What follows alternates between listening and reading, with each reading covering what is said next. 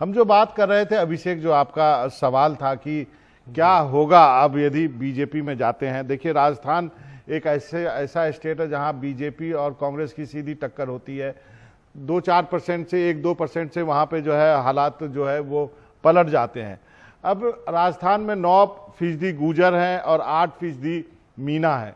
ये दोनों जाति काफी महत्वपूर्ण है, क्योंकि 2004 से ही सचिन पायलट जो थे वो गुर्जर और मीना एकता के लिए रैलियां करना उन्होंने शुरू कर दिया था। काफी मुहिम चलाई उन्होंने। उसके पहले इन दोनों जातियों के बीच खूनी संघर्ष होते थे कि आपको मालूम है कि मीना को आरक्षण है और गुर्जर जो है आरक्षण के लिए पटरियों पर धरना देते थे। अब जो है करीब राजस्थान में 49 ऐसी सीटें हैं जहां पे गुर्जर और मीना का वर्चस्व है, और अभी की विधानसभा में इस 49 सीटों में से 42 सीटें कांग्रेस ने जीती है। और ये जो इलाके हैं वो है दौसा, सवाई माधोपुर, भरतपुर, जयपुर ग्रामीण और करौली। तो इन सारे जगहों पर ये सीटें हैं। बीजेपी ने एक बड़ा दांव खेला है इसमें, ये कि बीजेपी को ऐसा लगता है कि ये जो 49 सीटें हैं वो सचिन पायलट यदि जाते हैं तो उनके थ्रू जो है उसको साधने की कोशिश करेगी।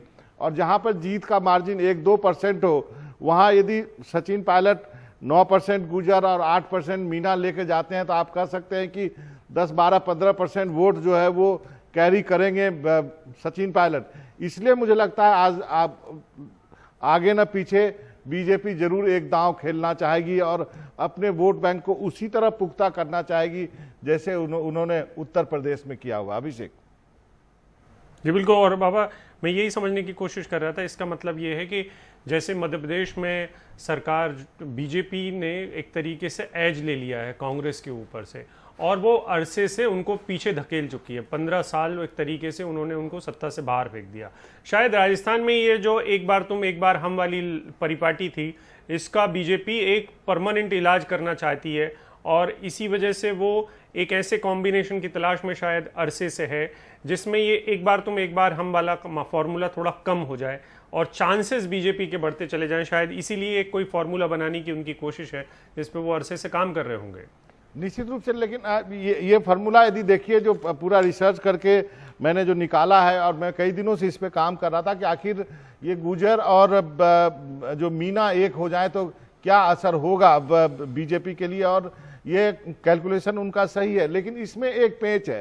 पेच ये है कि सचिन पायलट का क्या भविष्य होगा यदि वो बीजेपी में जाते हैं। क्योंकि जहां तक हमें मालूम है कि वसुंधरा का जो कैंप है उन्होंने कह दिया कि नहीं, राज्य की राजनीति तो इनको छोड़नी पड़ेगी, दिल्ली जा सकते हैं।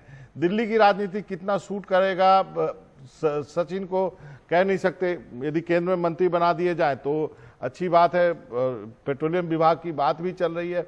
तो ये सारी चीजें हैं, और अब ऑप्शन है नहीं सचिन पायलट के सामने अभी कि अब वो अपनी रीजनल पार्टी, पहले कहा गया था कि रीजनल पार्टी बनाएंगे और एक बार्गेनिंग पोजीशन में रहेंगे बीजेपी के साथ भी और कांग्रेस के साथ भी।